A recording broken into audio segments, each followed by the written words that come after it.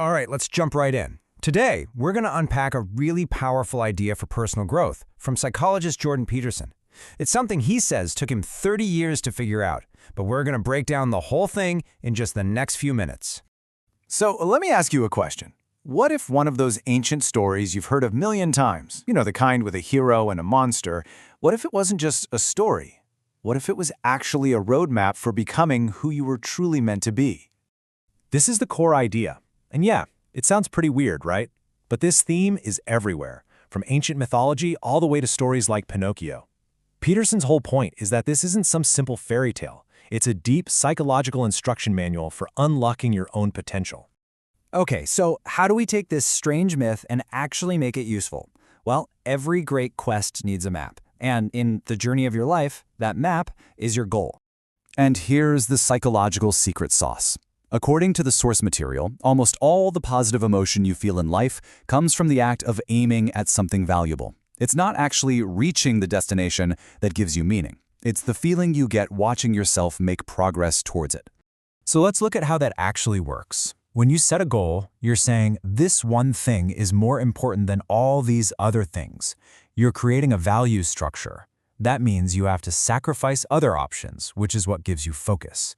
And, as the source suggests, the higher and more ambitious that goal is, the more rich and full your actual experience of life is going to be. All right, you've got your map, you're moving towards your goal. But you know how on every old treasure map there's a spot that says, "Here be dragons"? Well, those are the monsters. They are the challenges you're afraid of, the things you naturally try to avoid.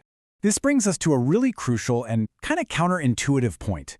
The path to real growth isn't about finding a safe space where you can hide from what scares you. It's the complete opposite. It's about voluntarily confronting it. It's about choosing to walk right up to that dragon. And this isn't just a vague idea. There's a real clinical method to do this.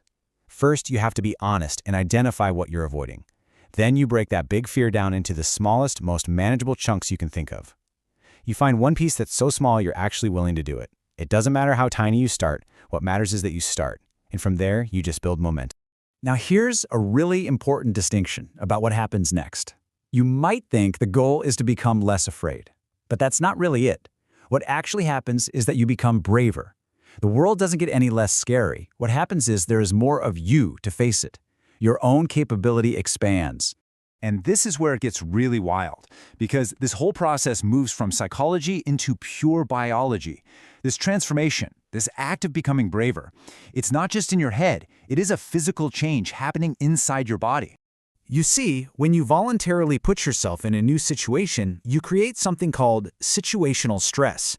This isn't the bad, chronic stress we all try to avoid. Think of it more like the productive load you put on a muscle at the gym to make it grow stronger. So how does that work? Well, that productive stress acts like a key. It literally unlocks genetic information that was just sitting there, dormant, inside you. Those genes then get to work, coding for new proteins, which build new structures in your brain and your nervous system. You are literally rewiring yourself to handle the new challenge.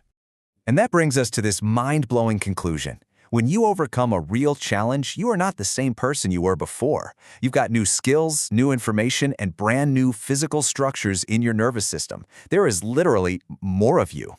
So let's bring this all back to that strange old myth. We've got the map, we've got the monster, and we've got the transformation. So now, what's the treasure you're actually looking for in the belly of that beast? This whole biological process, it scales up.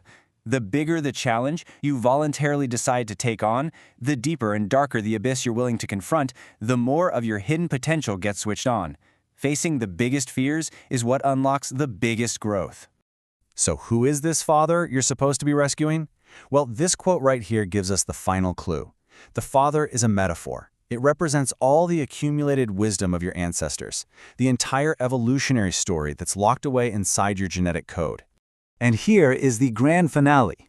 Rescuing your father from the belly of the whale is a metaphor for confronting the biggest challenges you can in order to force that ancestral potential to come to life in you right now. You integrate that ancient wisdom, that strength, and you become the person you were always capable of being.